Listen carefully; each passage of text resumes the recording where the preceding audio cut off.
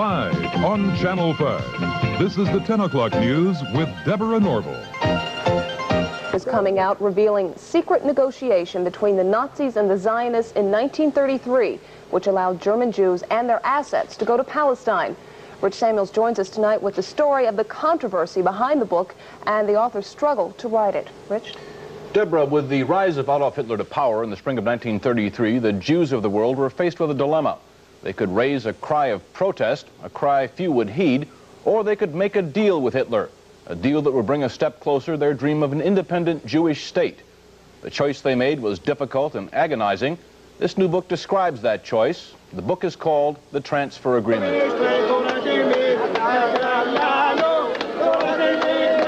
This is Israel a few days ago, the season of Passover.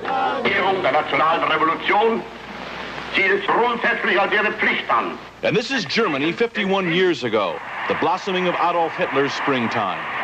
A key factor in the vitality of today's Israel, the book's author argues, was an agreement reached in 1933 between a group of Zionists and the man who would later try to kill every living Jew. The great irony is that Adolf Hitler became the chief economic sponsor of the State of Israel.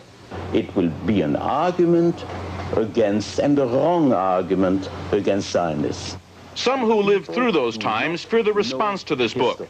The parents of the author feared its very writing. When your son came to you and said he was going to write this book, what were your feelings about his undertaking? I told him he's not my son anymore. Why did you say that? I told him I'm going to sit shitty. As though he were dead? That's right. I told him I don't like it. Because as being a Jew, I didn't want something to uncover on my own people. I was buried in a grave with 27 people. I was 7 times captured. Edwin Black's parents are Holocaust survivors. For what? My parents never talked much about the Holocaust. Edwin Black, to fill the void left by the silence of his parents, has written this book, a dense, detailed chronicle of the early months of 1933. January 30th, 1933. Hitler becomes Germany's interim chancellor. The Third Reich has begun.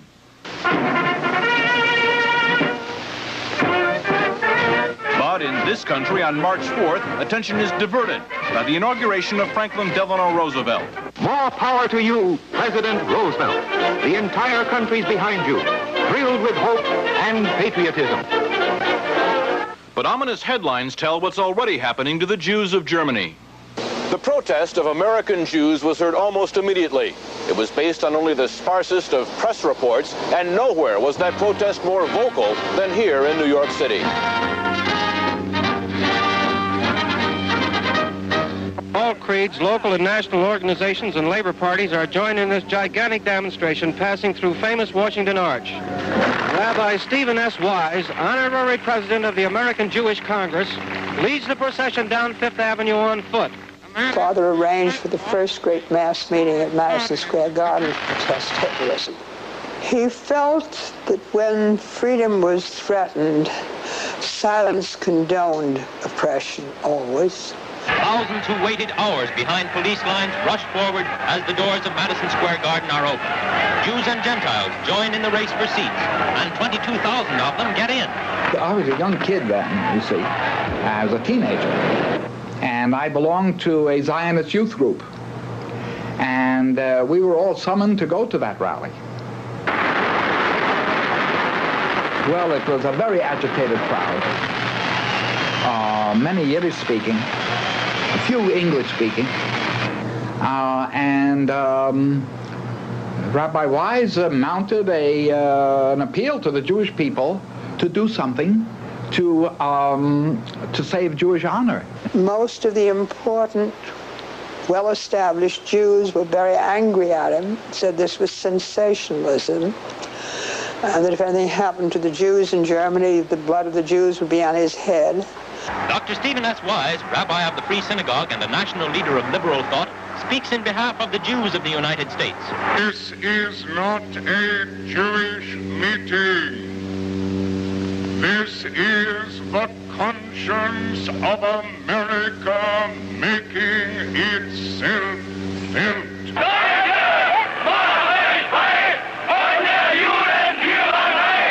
The conscience of Nazi Germany made itself felt 5 days later.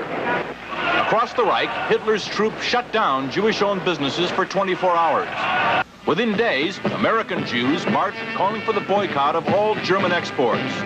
Jews throughout Europe echoed that call, so did Jews everywhere. But a group of Zionists at the same time was quietly negotiating an agreement with the Nazis to allow the immigration of German Jews and the transfer of their assets to Palestine. That deal, reported in August 1933, was the transfer agreement. Palestine, sparsely settled by Jews at the time, was radically changed as a result. I lived in Palestine from 1933 to 1936, and we saw every week transports of German Jews coming to settle in Palestine. And many new professions were introduced by them into the country, and they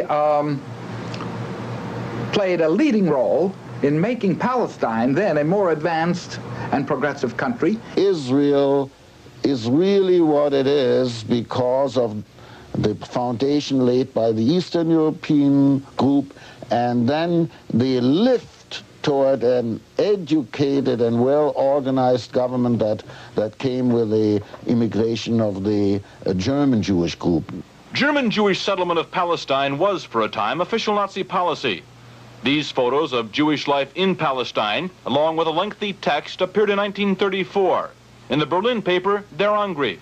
The publisher, Hitler's propaganda minister, Joseph Goebbels. A Nazi Visits Palestine was the title of the multi-part series. A medal was struck by Goebbels in commemoration. On one side, the swastika. On the other, the Star of David.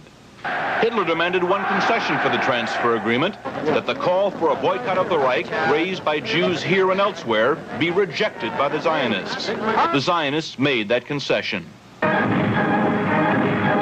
And so, while Nazis were marching in Germany, and while Jews were marching here, diplomacy was running a more important story. In the Mediterranean, where the dream of a nation-state for Jewish people came a step closer to reality.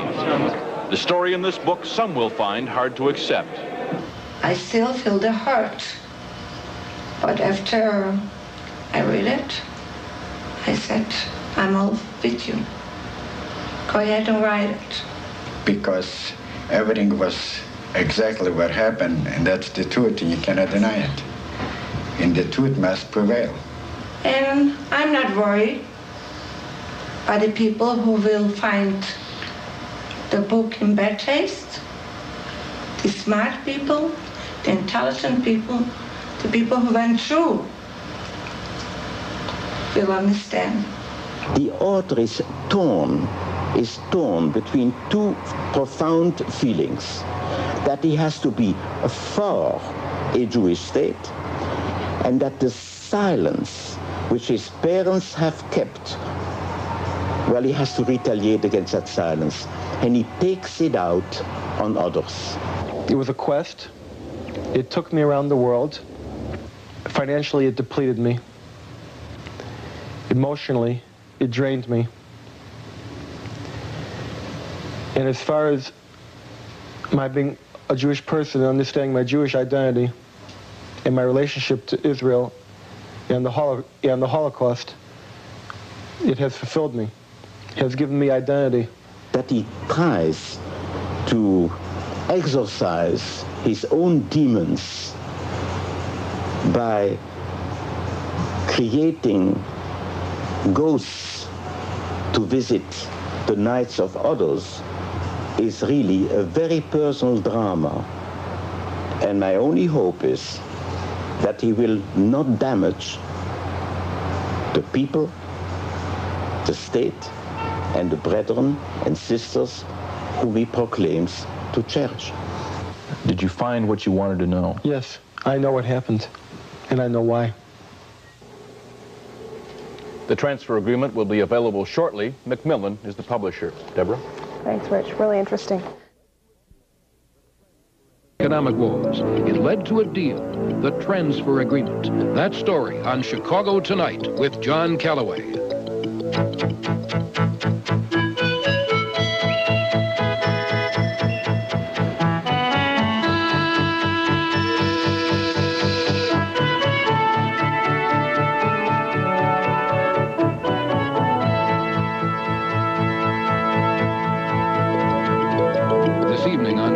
tonight.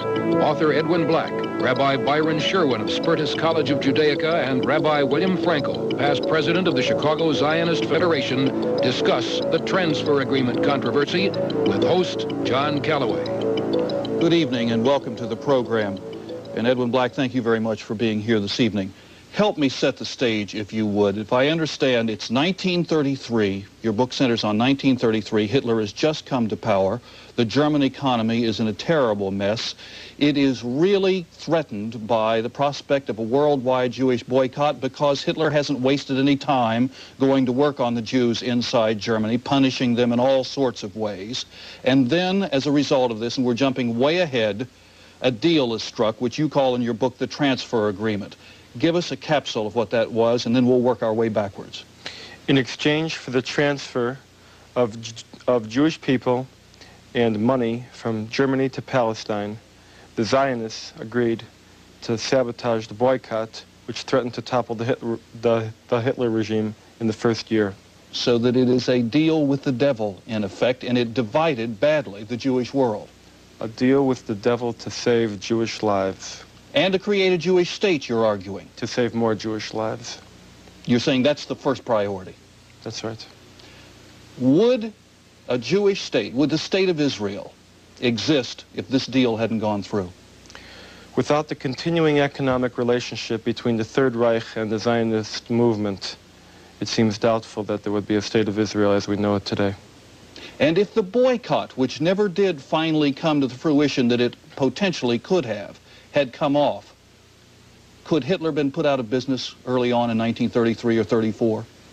For a several-month period during the spring and early summer of 1933, there was a chance that if all the Jews were organized and the Zionist movement was behind them and the American Jewish Committee was there and the Christian world was mobilized, that the Hitler regime could have been toppled through the economic chaos that would have resulted. But there's no question that the blood of the German Jews would have been discovered underneath the ashes of the German economy, because the retaliation and the massacres against the German Jewish hostages in Germany would have been certain. By the time the summer of 33 comes, it's very difficult to overthrow the Hitler regime, and the chances diminish radically as we get into 1933, and then it's simply a holding action to keep Hitlerism within the borders of the Third Reich and stop its spread from the rest of Europe. All right, and it is because the Jews inside Germany are being held hostage. 600,000 of them, in effect, are being held hostage in 1933, that Jewish leaders, the members of the Jewish Committee in the United States and other Jewish leaders around the world are saying, go easy on this notion of a boycott because you may enrage Hitler and you may see the punishment even worse. Was that not the governing factor against an immediate, total boycott? That was the governing factor by those Jewish leaders in America who were of German descent. Those Jewish leaders who were of East European descent and or who represented an East European constituency, such as the American Jewish Congress, the Jewish War Veterans, felt that the only way to stop Hitler was an effective boycott, was to protest visibly, to isolate him diplomatically and economically, and that we could not stop just because there were threats of reprisals. They knew that by opposing the Tsar several years earlier, they had increased the attacks upon the Jewish hostages there, and at that time they said Jewish blood must be spilled in the war of liberty. But it's understandable how people could be fearful at that time for their own kith and kin living in Germany. And the ironies are incredible in this story, because there was a deep relationship between the Jews in Germany and Germany as a nation. Germany, you write, had in effect saved the Jews in Palestine from annihilation from the Turks during World War I. That's right. There was this great love of Germany and the culture of Germany by many of the Jews. And while the deal was being made to get the German Jews to Palestine, the German Jews were the last Jews on earth, apparently many of them, who wanted to go to Palestine, anywhere else but Palestine. That's right. The German Jews were one segment of the Jewish community which considered themselves anti-Zionist. They considered themselves 101% German. They were Germans who were by accident of birth of Jewish religion. Many of them were Reformed Jews, Jews of little identity, and the last place they would have gone to was Palestine. It is an extraordinary irony in one of the telling stories of the transfer agreement how an organization and a movement within Germany that represented just 1 or 2% of the community became the custodian of the entire... Zionism only represented 1 or 2% of the Jewish population of 600,000 in Germany, you're saying? According to its own best estimates. 1933 in Palestine, you've got the Jewish portion of Palestine, you say, is only 4%. The Arab part's 20%. Great Britain has the rest in mandate. Half of that is desert. You're saying 800,000 Arabs, 200,000 Jews in Palestine at that time. Roughly. Now you introduce a character named Sam Cohen, who is the deal maker, at least at the beginning. Could it be argued that this is another one of those incredible chapters where somebody's really out to do good and make profit and change the course of history? That's exactly what the character of Sam Cohen is. This man was half devil and half deliverer, as he was called by his own associates and the people who knew him. He thought that by his own contrivances and intrigues, he could deliver the Jewish people to the Jewish homeland, and in the process turn small profits. Edwin Black, let me be just a little bit adversarial for the sake of discussion. The publicity surrounding the publication of this book indicates that it was a very daring thing for you to do, to write this book. And yet, when I read it, you wrote it with compassion and context, and I'm saying this is another chapter of where we see captors making deals with captives and captives making deal with captors. Devil's agreements are riddled through history. We see Ronald Reagan tomorrow night going to China to sit down with those devil communists, and everybody's kind of seeing the context of that. Was it really, I mean, is it really all that big a deal? You are quite right. The fact of the matter is, those who criticize this book and those who criticize the transfer agreement are those who have not read the book and those who are not familiar with the agonizing details surrounding the tragic choices that the Jewish people had to make. This book accuses no one, but everyone is so afraid that they're going to be accused that they're worried about the book. They're frankly worried. Now, your parents were among those who were worried before they had a chance to read a 100-page outline. What did they say to you when you first told them that you were going to do this book? Well, my mother said she was going to sit shivy on me, which, as you may know, is the Jewish ritual of mourning for a loved one who has died. And my father, who himself was a Zionist Beitar partisan who fought against the Nazis, literally offered to strangle me. And I would not proceed without their blessing. And I finally convinced him to read this 100-page outline that you just mentioned, and it pointed out where the research would lead me and what the facts were. And when my parents finally read it, they said, now we understand things we could never understand before. Please go and write the book. All right, we'll be back with more of that story and with some response to your book right after this.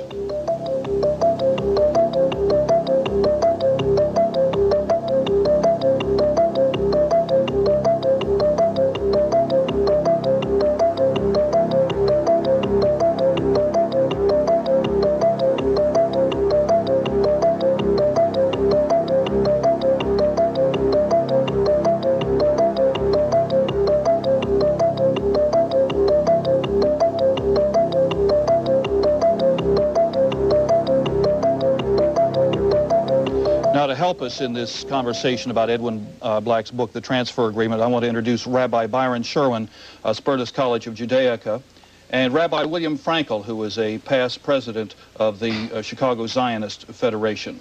And Rabbi Sherwin, if I understand correctly, you in part were influential in Edwin Black's writing of this book. How do you feel? Tell us that story and how you feel about it. Well, it was in June of 1978. Edwin, who I didn't know at the time, called me regarding a story he was doing for the Sun-Times in connection with the Nazi march in Skokie. And the article had to do with anti-Semitism in America. In the course of our discussion, in response to one of his questions, I mentioned the transfer agreement. He responded by saying, such a thing couldn't have existed. It's impossible. A year and a half later, he called me back and he said, you remember you mentioned this thing called the transfer agreement. Was there really such a thing? I said, yes. He said, well, where can I find out about it? I said, it's documented in every one of the major histories of the Holocaust. There were at the time 4 major histories of the Holocaust, beginning with Poliakov's in 1954, down to... But I'm sorry, let me interrupt. Why was it important, you think, that it be written? Why would you encourage a writer?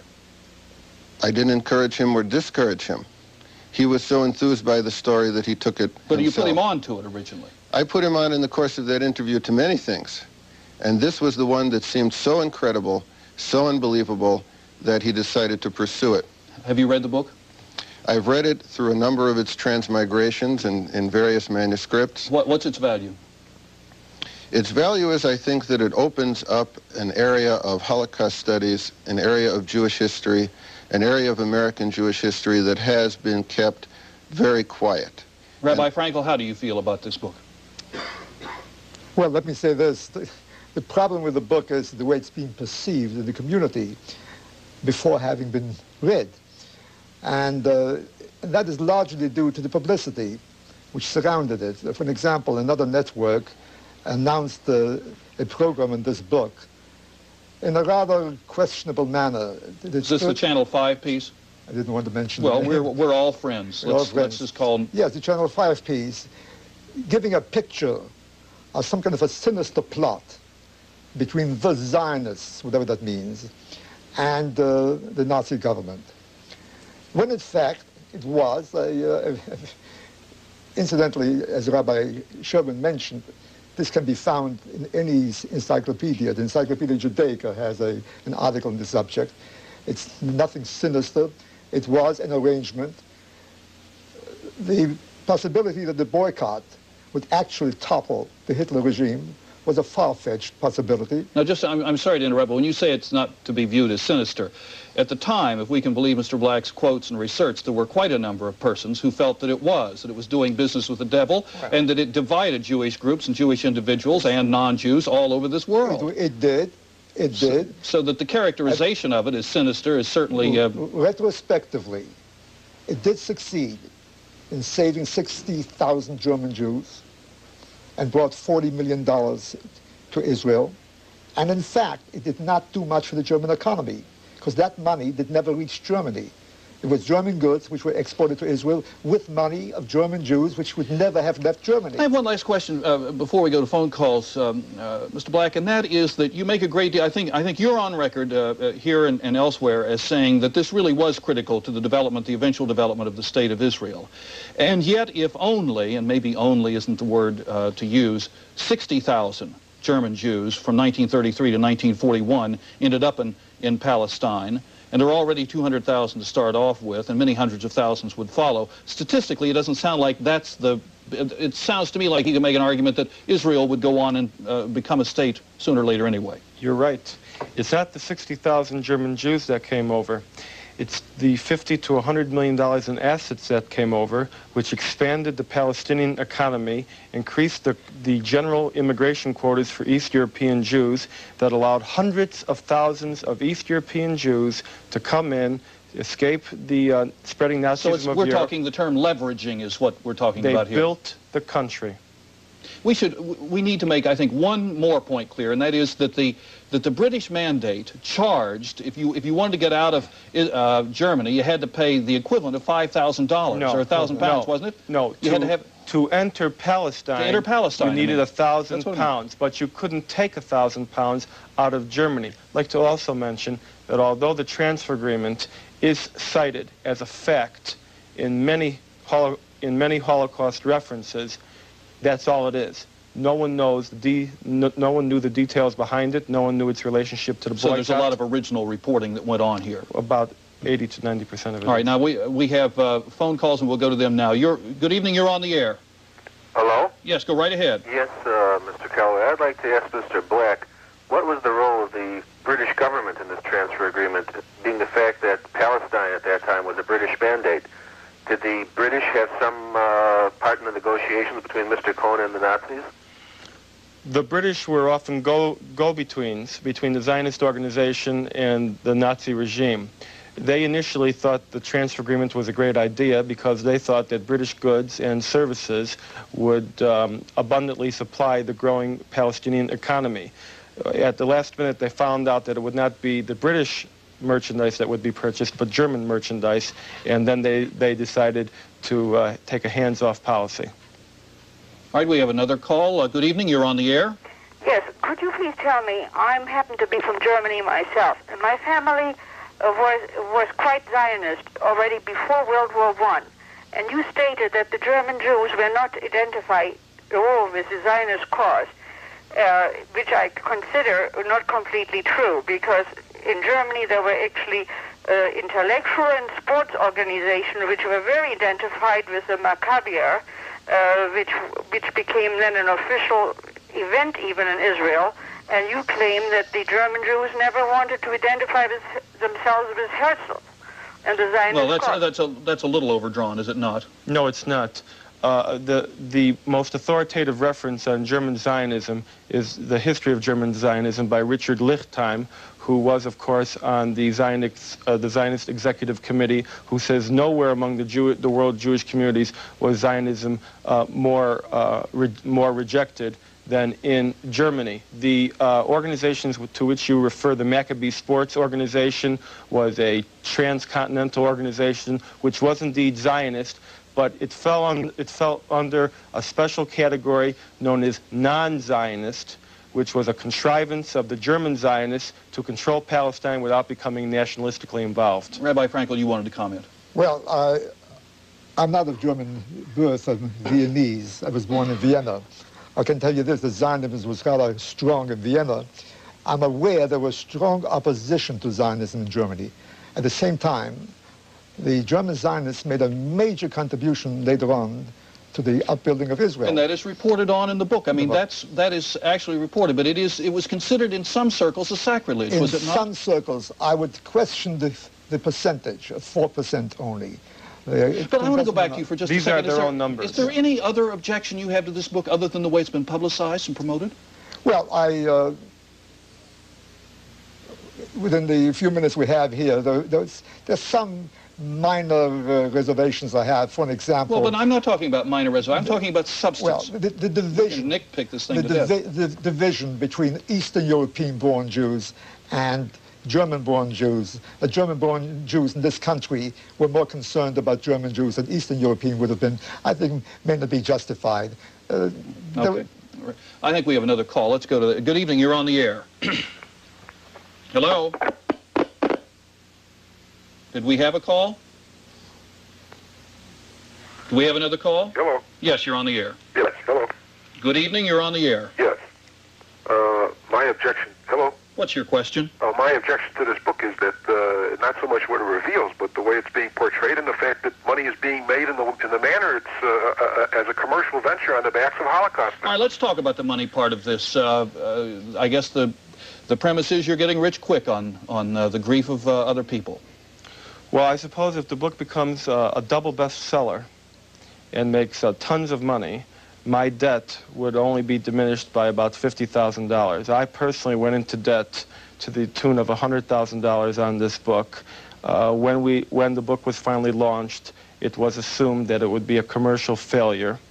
There is no way that I could ever make up the money that was spent on the book. I'm paying about $20,000 a year in interest. That does not account for my time. Did you pay all those people who helped you do all the translating and digging into all the various libraries around the world? I paid for their planes. I paid for their translations. I recruited college students. I recruited retired Holocaust survivors. How much did Macmillan advance you on it, may I ask? Well, the original book was bought by the New York Times Books and then was switched to Macmillan. But the total advance amounted to about 7% of the total cost. Okay. We have another caller. Good evening. You're on the air. Should I talk now? Yes, you should. Oh, thank you. You see, I didn't know that, but I'm wondering whether Mr. Black seriously considers the effect of a Jewish boycott being of such strength that it would affect Nazi Germany. I'm glad you raised that question. I wondered if that part of the drama, and you really make it quite a narrative, isn't overplayed a bit. Well, it's very simple. If Hitler did not think the boycott would overthrow the Third Reich, why would he help build the State of Israel? Well, he would, because there is evidence that he wanted to get rid of the Jews any way that he could, and that was a way of doing it. He could have gotten rid of the Jews without giving them assets. He could have gotten rid of the Jews by his own timetable. He could have gotten rid of the Jews in many, many ways, and he could have just annihilated the Jews. But he was intrigued by the notion of a state, was he not? No, he opposed the notion of a state. It wasn't until approximately 1937 to 1938, after the Peel Commission, when Britain recommended partition, that the Nazis looked around and said, my goodness, what have we done? But, I mean, he overruled Eichmann at one point. Yes, he did, at the very end. You're getting into my second book, though. All right. Rabbi Frankel. Well, in this case, I must disagree with the author. The Nazis in 1933 were not prepared to embark on the Holocaust yet. The German people wasn't prepared. The world wasn't prepared. Yeah, but they got off to a yes, really tough start many on people were killed, beating up on people. But mass extermination was not on the agenda as yet. That's true. In that case, they were most eager for the German Jews to leave. Every time a German Jew left, an apartment was vacated. There was a shortage of apartments. A job was opened up. A job was opened up. That's translated. I mean, that's reported in the book. And much of the money remained in Germany because only 1,000 pounds could be taken out through merchandise and so forth. Consequently, the Nazis had an interest in seeing the Jews leave. That's why he did it. But there were no immediate economic gains. Before we go to the next call, Rabbi Sherwin, I asked you earlier what the value of this was, and you talked about its historical value. Is there any value in terms of our understanding current events and how we deal with policies and so-called enemies and in the real world today? Well, I think that it has some relevance regarding, say, current policy between Israel and other countries. How? Say, for example, the question which I think is at the matrix of the book is the question of whether or not the Zionists of the Jewish Agency were primarily interested in building the state or whether they were interested in saving lives. Where Edwin and I disagree is on this question.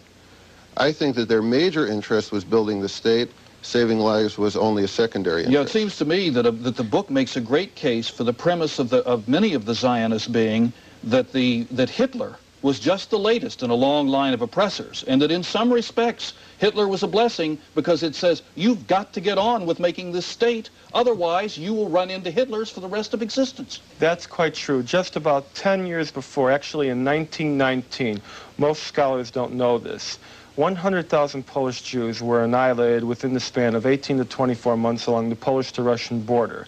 A plan to ship en masse 600,000 Polish Jews to Palestine was abandoned because they knew that 200,000 would starve to death within a few months, and another 200,000 would be forced to re-emigrate elsewhere, and only 200,000 would be left. They could not accept these numbers. This time, the Zionists wanted to make sure there was a state to come to. All right, let's go to another call. Good evening, you're on the air. The Zionists wanted to know there was a state to come to, but also I think we're missing the point. The main point is that thousands of lives were saved, and whether there was an accommodation between the Zionists of Germany and the Nazis, or the world Zionists, really doesn't matter. Sir, let me argue that some might argue that it does matter because the accommodation was made in the absence of what could have been a total boycott. Had the boycott been effective, Hitler could have been put out of business early, and the Holocaust could have been prevented. Mr. Black argues that's oversimplified, etc., but that can be an argument. I agree with Mr. Black. It is an oversimplification, because you have to remember, 1933-34 was in the midst of a depression. The depression was not only in the United States, but it was worldwide. Right. Every country was looking for a market. Germany definitely wanted a market. Right. The United States probably has the largest overseas population, or had the largest overseas population of Germans. And it had a president, Franklin Roosevelt, who was in no mood not to be nice to the Germans.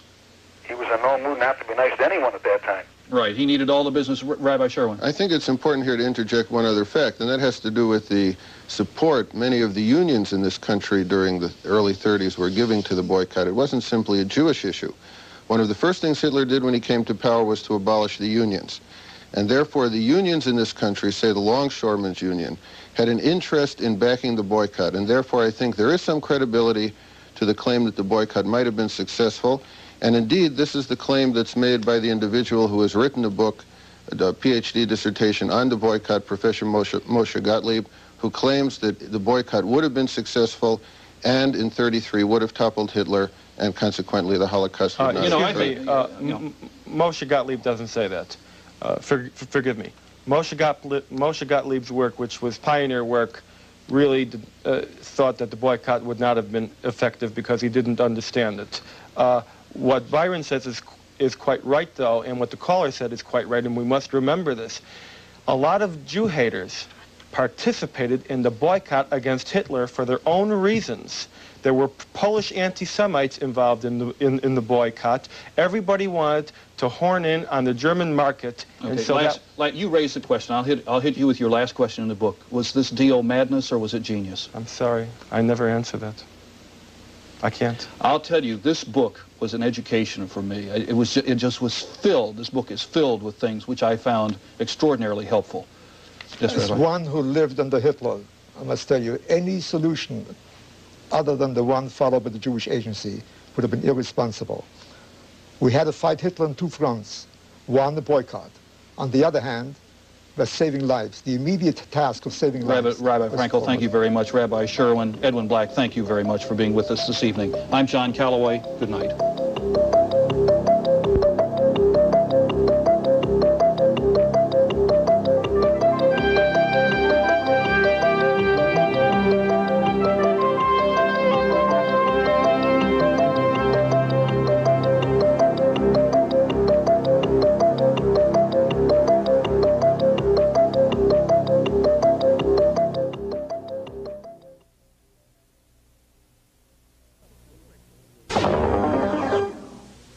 Next on W5, a question. Is this man the living symbol of World War II? Sometimes a picture is worth more than 1,000 words. Sometimes it can evoke inexpressible memories and searing emotions as well. One of these pictures is this photograph, a famous one from World War II. It features a helpless little boy in Warsaw marked for death. But the boy may be alive after all. And this photograph has given special meaning to one man's life. Jerusalem, the Yad Vashem Memorial to the Holocaust, a stark reminder of Hitler's final solution: mass murder through bureaucratic efficiency and technological refinement. Human beings as statistics. Among the 6 million Jews killed were more than 1 million children. And one of the most prominent photographs at Yad Vashem is this one of a terrified little boy in Warsaw, alone, singled out. A symbol so powerful it has become a revered icon of the Holocaust. I would say it's one of the most memorable photographs that have come from these events. Historian Michael Maris of the University of Toronto is a leading authority on the period. I know of no other instance where children were so deliberately victimized as in the Nazi Holocaust. The Nazis considered Jewish children enemies. And here the child has his hands raised in surrender. Now they are enemies, obviously not because of anything they're able to do now, but because the Nazis victimized an entire people. One of those victims was Zvi Nussbaum, now 53. He was 7 years old when the Nazis took him away. He believes he could be that frightened Jewish boy in the photograph. I never realized that I had to tackle the most famous picture of the Holocaust. To me, it just really symbolizes to me one day in my life. But a haunting symbol nonetheless. Some researchers have told Zvi Nussbaum he very likely is the boy. He doesn't insist on it, though he has attached his own strong likeness to the famous photograph. I told the historians the exact date, that if it's me, when it was taken and where it was taken. And the exact date is July 13, 1943, in a place called Hotel Polski in Warsaw. You were very precise about that date. Why? I have a very good recall of that day. Many days I do not have any recall, or I suppressed the past. But this was, I guess, a very traumatic time for me. Zvi was born in 1935 in what was then British-controlled Palestine. But continuing violence there convinced his Polish-born parents to return to their homeland. It was a tragic mistake. They arrived in time for escalating anti-Semitism on the eve of World War II. Had Zvi remained in Palestine, he would have avoided the worst catastrophe in modern Jewish history. Do you reflect on that irony? No? Many times I was in the wrong place at the wrong time. My uncle, who has died since then in Israel, he's tremendous memory. He was telling me how much I cried to go back. But by then it was far too late to go back to Palestine. After war broke out in 1939, the invading Nazis began rounding up the Jews of Poland. It wasn't long before Zvi's parents were killed, along with his 2-year-old brother. Zvi and other family members made it to Warsaw in the summer of 1942. The ghetto walls had gone up to contain the Jews of the city. Zvi and his remaining family hid out on the so-called Aryan side. We were hiding by a Polish woman who basically was a business enterprise for her. We paid her.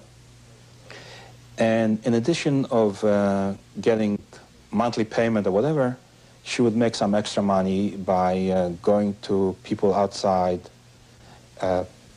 Poles, and she would tell them, go there, knock on the door, tell Jews are hiding here.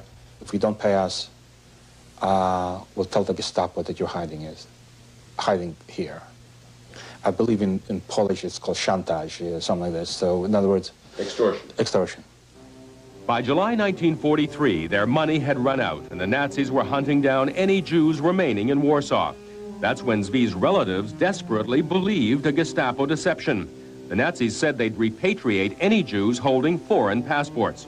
All they had to do was turn up at the Hotel Polski for transport. And that's where Zvi recalls being like the boy in the photograph. So when they were calling the names on July 13th, 1943, to get on the bus to supposedly go to Palestine, my name was not on the list. So when I saw my aunt and uncle, my whole family going on the buses, and I was not called, I don't know if I moved forward or whatever, and there was a time that I was told, with a gun in front of me, hey, where are you going? Raise your hands. One guy argued that because I'm not on the list, I should not enter the truck. And the other guy said, what's the difference? We'll kill him there instead of killing him here. And they let me go on the truck. And you ended up? In Bergen-Belsen. Not in Palestine? Not in Palestine. Thousands of Jews from all over Europe took the last trip of their lives to Bergen-Belsen concentration camp in Germany. Among the 30,000 who died there was a teenage girl from Amsterdam named Anne Frank. A further 14,000 inmates were in such emaciated condition they died after liberation in 1945. Zvi was one of the lucky ones. We were just getting up in the morning and getting this piece of bread and some soup like water with a little potato and trying to survive for tomorrow. Do you ever go for long periods of time without thinking about it? I mean, how close is it to you? Very close. But do you ever go for, say, a week and you don't even think about it? Probably not. Zvi Nussbaum and thousands of others like him tried to put Europe and the war behind them as best they could. For many, that meant a fresh start in the new world, and for Zvi, it was New York. And so in the 1950s, as a teenager, he began making a new life for himself here. Okay. And the pain is basically stationary, it's just in the ear. That's correct. Zvi Nussbaum became Dr. Zvi Nussbaum, a successful ear, nose, and throat specialist in suburban New York. But his past is never far away from him. He keeps a poster of the boy in the picture in his office, as well as in his home. Zvi and his wife Beverly have 4 daughters. Susan, 25, lives in Florida. Ani, 26, lives nearby. Karen, 16, and Stephanie, 14, are still at home. Their father has not told them much about his childhood. Have you asked your father about life in the camps, in the concentration camp? system? I never really asked. I don't know, I guess maybe I don't want to, hear it in so much detail. When you're younger, you just can't handle things like that, and it scares you and it gives you nightmares. But now that you're older, it's more important that you know. But Zvi says he didn't want to dwell on his childhood, to try to describe the indescribable. You have to suffer to know what suffering is all about. You have to be a slave to realize what slavery is all about. You have to be in a concentration camp, regardless how severe it was or not severe, to realize. And it's very hard to explain to another person. And I'd rather not go through the pain of trying to convince this person what I feel. No one has any doubts that Zvi Nussbaum is telling the truth about all that he endured. But historians, such as those here at the Institute for Jewish Research in New York, cannot accept his claims to be the boy in the photo. They say that there are simply too many discrepancies in his story, and that he ought to produce more rigorous proof before attaching himself to such a powerful symbol in Jewish history. Everything that Holocaust means to us is included in this photograph. It's one snapshot did it all. Marek Webb, who also survived wartime Poland, is a research historian at the Institute. In my opinion, it's a big difference when someone says, I lived through similar experiences as this boy, and when someone else says, I am the one in this picture. It's a great difference. Webb believes the photograph of the boy was taken during the Warsaw Ghetto uprising. That month-long revolt was put down in mid-May 1943, 2 months before the Hotel Polski incident. The photograph was part of an album compiled by General Jürgen Strupp, commander of SS forces in Warsaw.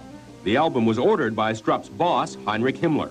Mr. Nussbaum claims that this happened sometimes in July, that Jürgen Strupp waited 2 months. In my opinion, he did it right away and sent it right away to Himmler. He was only too eager to please Himmler. But others, like Zvi's aunt and uncle, who were with him in Warsaw and in Bergen-Belsen, believed the photograph could have been taken in July and included at that time by General Strupp. Hannah and Shulam Nussbaum now make their home in Toronto. Do you remember seeing Zvi with his hands up as they're as we see him in the picture? Yeah. I do believe it's taken in the Hotel Polski in the backyard, where the trucks they come in there. I remember exactly the way he looked when I dressed him, when he went there. We went to Hotel Polski, the same outfit. So you're convinced it's him? Yeah. For historian Michael Maris, the attachment of Zvi Nussbaum to the boy in the photograph is understandable. People who lived through these terrible experiences have had a especially traumatic relationship with memory, a difficult relationship with memory. Now here, I suppose, for someone is a physical link, and it's cherished. And I respect the fact that the man says it may not be me, but I can empathize with his desire to link with some aspect of the past that is otherwise destroyed, buried, shattered, gone forever. We may never know for sure whether Zvi Nussbaum is in fact the terrified boy in that haunting photograph, but he certainly could have been.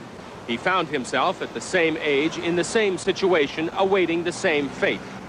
But somehow he managed to defy his grim destiny. He has survived and he has overcome. That much we do know for sure. How important is the picture? How important is it to you that you are that boy? It's not important. Suppose it were proven that you are not that boy. It's fine with me. My only wish is that this boy should be alive. Maybe me or maybe somebody else. But I hope that this boy is alive.